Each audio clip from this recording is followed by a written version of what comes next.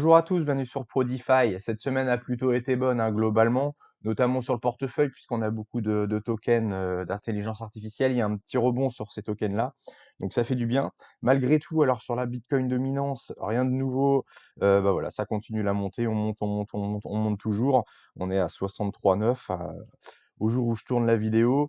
Voilà, on a encore augmenté par rapport à la semaine dernière. Après, ça ne montera pas indéfiniment, bien évidemment, mais pour l'instant, le Bitcoin est toujours très haut. Donc, eh bien, faut pas s'attendre à une explosion des altcoins. Encore une fois, il faudra vraiment qu'on casse cette trendline bleue, qu'on la reteste et qu'on commence à faire des M pour pouvoir avoir un afflux de liquidité sur le marché. Ça me fait penser, je vais vous montrer Others, la charte de Others. Donc, pour ceux qui connaissent pas, c'est tous les tokens excluant le top 10. Alors là, je suis sur le market cap, mais peu importe, ça suit le prix. Juste pour vous montrer, je vois beaucoup de vidéos ou d'influenceurs, youtubeurs qui disent que c'est dû au fait qu'il y a énormément plus de tokens en 2025 qu'en 2021, par exemple, notamment. Évidemment, en 2021, on avait explosé à la hausse et donc effectivement, alors c'est partiellement vrai, c'est-à-dire effectivement, comme il y avait moins de tokens, les liquidités allaient plus sur, les Solana, les Matic et cetera. Mais là où je suis que partiellement d'accord, c'est que, OK avec 2021, mais si vous prenez en 2024, c'était il y a 1 an, hein, c'était pas non plus, ou alors même décembre, novembre 2024, donc ça fait 6 mois, il y avait déjà parce que là, autant il y avait quelques milliers de tokens, là, il y en avait déjà des millions, hein, vu qu'on en crée des centaines tous les jours et ça n'a pas empêché qu'en novembre et début 2024, on a explosé et également fin d'année dernière. Voilà, sur le Others. Donc, cet argument-là est partiellement faux. Certes, vaut mieux rester sur des gros projets et peut-être aller moins sur les tout petits market cap puisqu'il y a énormément de tokens. Mais ça n'empêche pas que ce qui manque vraiment là, c'est pas du tout le nombre de tokens, puisqu'on a des institutionnels maintenant, donc on a beaucoup plus de liquidités qu'avant qui rentrent sur le marché. Donc certes, ça arrose plus aussi, mais vous voyez que ça n'a pas empêché en 2024, malgré les millions de tokens qui existent, quand même une super montée. Donc vraiment, ce qui manque actuellement, c'est la liquidité. Moi, je le dis et j'ai fait une vidéo où je parlais que de ça. C'est vraiment la liquidité sur les marchés. Il faut qu'on ait de l'argent frais qui rentre pour faire monter les marchés. Après, qu'il y ait 10 000, 100 000, 10 millions d'altcoins, évidemment, les liquidités iront plus sur les grosses altcoins. Là, on est d'accord. Mais c'est pas ça qui fait qu'on a un bull market ou pas. La preuve, c'est que les 2 dernières montées, c'était l'année dernière. Et on avait énormément de tokens. Donc voilà, attention de ne pas confondre. Certes, ça peut diluer un peu, mais par rapport au flux d'argent qui va être largement supérieur, comme vous avez un BlackRock dans l'écosystème, c'est des montants, et puis d'autres institutionnels, c'est des montants 10 fois supérieurs à ce qu'il y avait avant. Donc même s'il y a 100 fois plus de tokens, ça n'empêchera pas que les bons tokens vont monter. Voilà, je voulais juste faire une petite parenthèse là-dessus, parce que tout le monde dit, eh, il y a trop de tokens, il y a trop de tokens.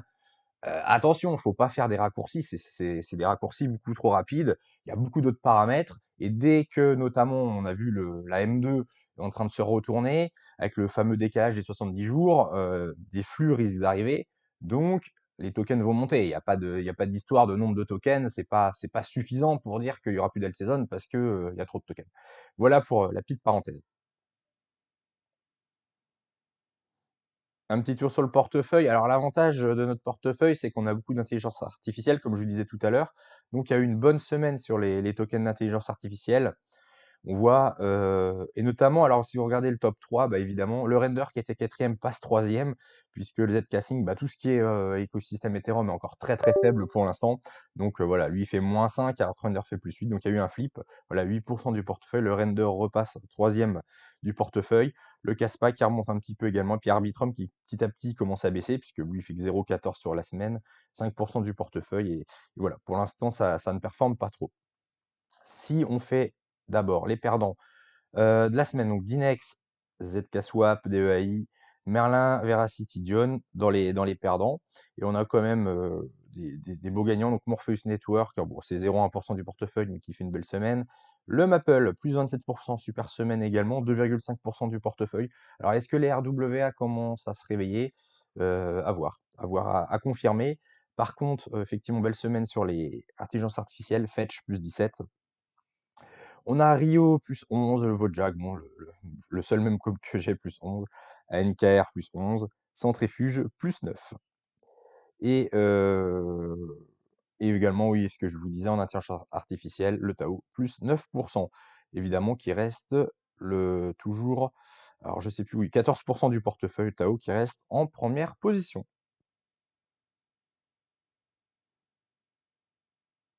Cette semaine, je voulais faire un focus sur voilà, les principaux tokens du portefeuille, voir un petit peu leur dynamique.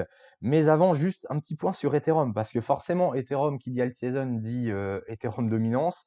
Il faut que l'Ethereum soit fort hein, pour que notamment les autres altcoins soient forts et tout ce qui est univers des altcoins, donc tout ce qui est dérivé, les DEX, les protocoles de lending comme Aave, etc. Tout est lié à Ethereum. Donc c'est important de suivre Ethereum. Je vous ai fait une petite trendline bleue, hein, puisqu'on est toujours en tendance baissière sur Ethereum. Et il y a beaucoup de tokens qui sont comme ça, c'est-à-dire ouais, ça suit comme ça une trendline, un momentum, et tant qu'on ne l'a pas cassé, bah, malheureusement, c'est plutôt bearish. Je vous ai rajouté évidemment l'OBV et l'IMD que j'aime mieux utiliser pour savoir si on est plutôt haussier ou baissier au niveau du momentum. Bah, pour l'instant, on est baissier hein, sur Ethereum, donc ça va un petit peu mieux, on latéralise depuis le 7 avril, mais globalement, on est quand même encore en trend baissier. Donc, pas de miracle, notamment pour bah, Arbitrum et tous les layers 2, donc tout ce qu'on a sur le portefeuille ZK Sync, Arbitrum, Optimism, ça va pas performer puisque Ethereum n'est pas en forme. Alors, si on prend un token qui est un peu plus fort, Fetch par exemple, vous voyez, il y avait la même trendline, mais là, on l'a cassé. Alors, ça suffit pas de casser, hein, vous vous rappelez, il faut casser. Évidemment, il faut que le momentum soit fort. Donc là, avec mes indicateurs, on voit que sur l'OBV et l'IMD, on commence à être dans le vert. Hein, donc, il y a un regain de force depuis cette semaine, donc qui correspond aux tokens AI, hein, comme on a dit, qui font une belle semaine. Et ce qu'on aime bien voir aussi, donc, alors, il faut trois choses, je vous rappelle, localisation, momentum et les structures. Alors, les localisations, on va pas les regarder puisque de toute façon, tout est en zone de rechargement, tout a pris très cher, donc de toute façon, tout est en zone de rechargement. Donc là, il n'y a pas besoin de faire chaque token, sont toutes bien placées. Par contre, momentum, on va voir qu'il y en a qui sont toujours descendantes alors que certaines ont cassé leur trendline, c'est le cas de Fetch. Et la dernière chose qu'il faut, évidemment, c'est des structures. Et c'est les fameux W. Donc là, on commence en daily à faire des W, mais on aimerait bien faire un gros W weekly. Donc c'est un début, ça peut être, voilà, tant qu'on n'a pas des vrais beaux W, on peut très bien continuer à descendre ensuite.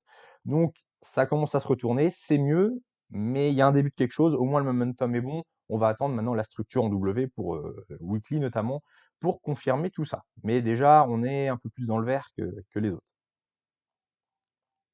Ensuite, Tao, alors pareil, on commence à faire momentum haussier. On est passé dans le vert, IMD va bientôt passer dans le vert. On n'a pas encore de beau W, mais ça commence déjà, on est un peu plus à plat, donc c'est pas mal.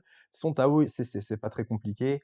En gros, il y a deux. Alors on va faire ligne horizontale. On est dans un gros range énorme entre les 730 grosso modo et ici le bad range aux alentours de 214. Et voilà, on tape en bas, on tape en haut, on tape en bas plusieurs fois, on tape en haut, et là on est tapé en bas, on a fait une petite déviation en dessous et on réintègre le range. Donc, bah, évidemment, ce qu'on va viser, c'est de retourner en haut du range, hein, aux alentours des 700, 720, 730. Il faut que ça se retourne, qu'on refasse des W, puis qu'on repart vers le haut. Déjà, si on revient à 730 dollars, ça fera énormément de bien à Tao, parce que comme ça, on dirait pas sur un range, mais si on retourne en haut de range, par rapport à ici, ça fait ouais, quasiment à 200%, donc ça ferait quasiment un x3. Forcément, sur le portefeuille, sachant qu'on a 14% du portefeuille sur Tao, ça ferait énormément de bien. Donc à suivre. Le momentum commence à se retourner, voilà, à confirmer également sur Tao. Alors ZK Sync, bon, bah, à l'image de tout ce qui est Ethereum et la trendline baissière, on est largement en dessous, aussi bien sur la tendance que sur le momentum. On est tout rouge. Pour l'instant, rien de terrible sur ZK Sync. Gaspa, il est intéressant parce qu'on avait une trendline pareil qui baisse. On l'a tapé une fois, deux fois. C'est la troisième fois qu'on la tape. On commence à faire un W en weekly. Le momentum est haussier, donc là, ça va jouer dans les prochains jours. Est-ce qu'on casse cette trendline et on repart vers le haut, le momentum est bon, ou est-ce qu'on est rejeté pour un nouveau point bas ou retester éventuellement les. Là, on est à 77, pardon, 7,7 centimes. Est-ce qu'on va retester les 5,9 centimes? Est-ce qu'on est rejeté par la training? Voilà, ça va jouer dans les prochains jours, donc casse pas. Là, on est sur un point crucial à voir ce que ça donne. Est-ce qu'on est rejeté ou est-ce qu'on casse? On peut aussi latéraliser, continuer à faire des W en cassant la trendline pour préparer un futur mouvement. Voilà, à suivre. Mais au moins, on est plus dans le bon sens sur casse pas. Ça commence à s'améliorer.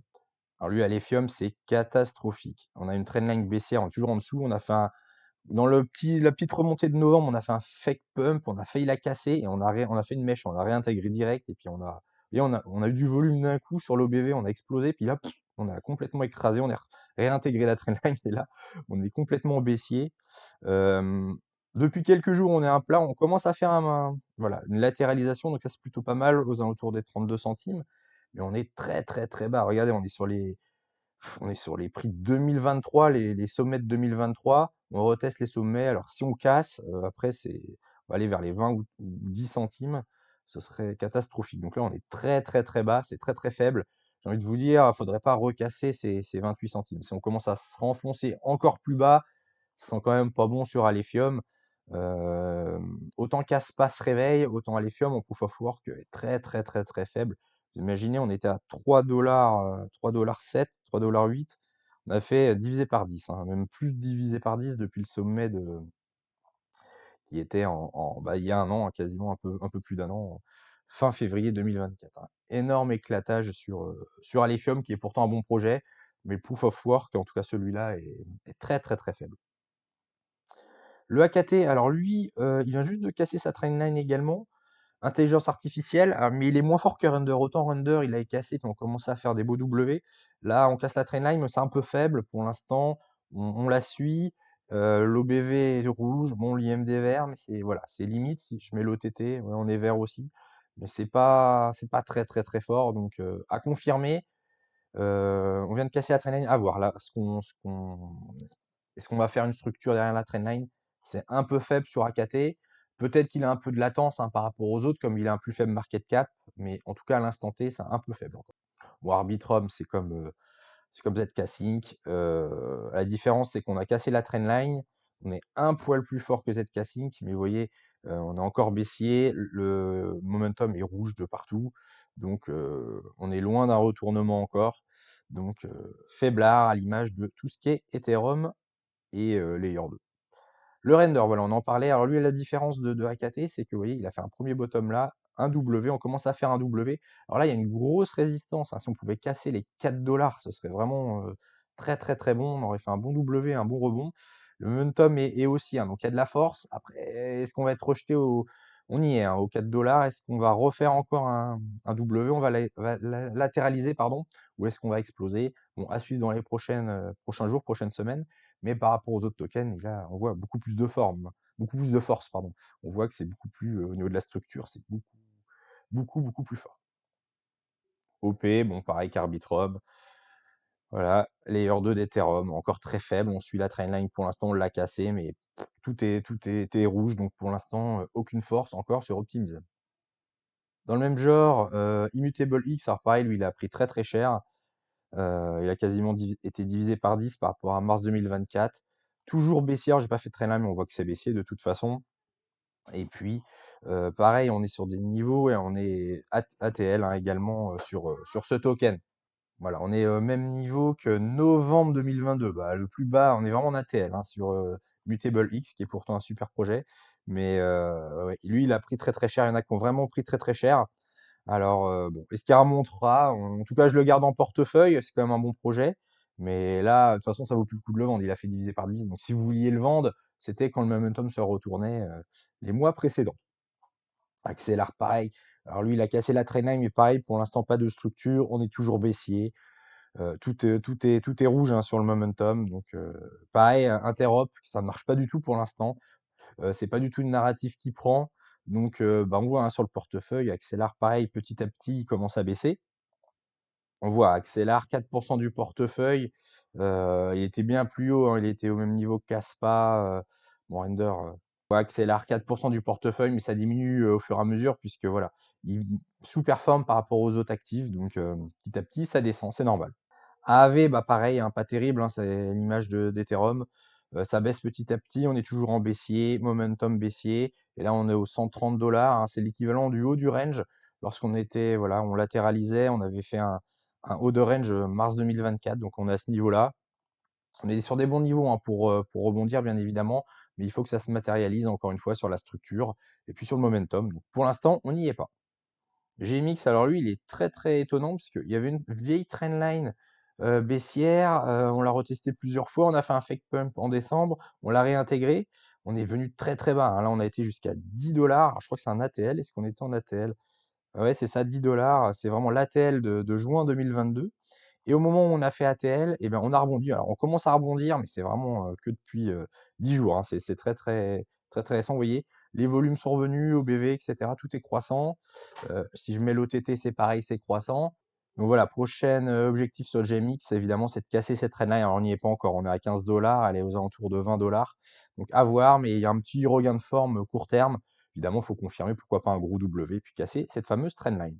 Le yo.net, alors il pas malgré que l'intelligence artificielle reprend du galon, lui, bah, il est un peu faible, hein. Il avait cassé, il y avait un gros niveau là, aux alentours de 1,40 $, qu'il avait retesté plusieurs fois. On était resté très longtemps en février, puis là, il avait cassé à la baisse et là, pour l'instant, on a rebaissé une première fois, une deuxième fois, deuxième vague baissière. On est aux alentours des 50 centimes pour l'instant, 60 centimes, mais pour l'instant, aucune force. On latéralise, mais il est assez faible, hein. Faudrait vraiment qu'on regagne rapidement les 1 $, 1,40 $, et surtout refaire, voilà, remonter, que le momentum revienne, puisque pour l'instant, on s'enfonce. Pas de force pour l'instant sur Lio.net, qui est également un très bon projet, mais pour l'instant, qui ne performe pas. STX, alors lui, c'est pareil, on est quasiment en ATL, hein, à 59 centimes. Ouais, on est sur des niveaux de octobre 2023. Bon, pas tout à fait ATL, mais avant le gros pump de 2023, on est descendu très, très, très bas et on voit que sur le momentum, pour l'instant, ça latéralise, mais c'est pas encore, rien à signaler encore. Le petit Clearpool qui a du momentum qui revient, on commence à faire des W, mais alors c'était un des seuls qui avait pris un peu moins cher en ce début janvier. Après ça s'est un peu gâté en février-mars. On commence à latéraliser, on commence à faire des W. Le momentum revient, lui il est plutôt assez fort par rapport au reste. Rapidement, Peace Network, l'Oracle, pareil, on a pété les plus bas. On latéralise, pour l'instant, c'est faible, hein. Rien à signaler. On pourrait faire même une trendline encore sur celui-là aussi. C'est faible pour l'instant, rien à signaler. Faut absolument qu'Ethereum se réveille. Neutron, pareil, toujours baissier. Gros potentiel, mais là, à l'image de Atom Cosmos, de l'univers, c'est faiblard. Donc on latéralise, mais pour l'instant, pas de force. RSR, alors a priori, on a fait le point bas, hein, le 11 mars. Commence à faire des W, le momentum est pas mal. Mais globalement, sur un an, on est quand même assez plat. Bon, il y a eu un pump en décembre, mais sinon, on est quand même assez plat. Donc, qui dit grande latéralisation, dit on espère gros pump quand tout va augmenter. Mais c'est vrai il est plus beau que les autres, globalement, au niveau graphique. Aérodrome, on est très, très, très, très, très bas. On est en ATL, hein, sur Aérodrome. Pareil, Base, bah, voilà, layer 2 d'Ethereum, donc le DEX principal de Base, bah, a du mal. C'est un peu mieux évidemment, depuis 10 jours, hein, comme certains tokens, mais bon, on est encore baissier sur le long terme. Donc voilà, dépendant d'Ethereum également. Starknet, c'est catastrophique. On baisse, on baisse. On latéralise vraiment très peu. On est dans le rouge. Pour l'instant, Starknet, c'est une catastrophe. NKR, on commence à retrouver de la force. Alors, on n'a pas de structure, mais on commence à retrouver un peu de momentum à suivre, hein. Il faudrait qu'on poursuive, hein, la structure, qu'on fasse un beau W en weekly pour essayer de remonter un petit peu, parce qu'on est quand même descendu également très bas. Au moins dans un premier temps, repasser au-dessus des 2,2 centimes, hein, qui ont été support pendant très longtemps. Là, on est actuellement à 1,7 centimes, donc on n'y est pas encore. Aethir, pareil, très bon projet IA, mais là, à l'image de Yo.net, un peu dans le même style, c'est-à-dire une longue descente. On latéralise, hein, plutôt depuis février, mais on descend petit à petit. Il faudrait vraiment que la structure s'inverse, des belles structures en W pour inverser la tendance.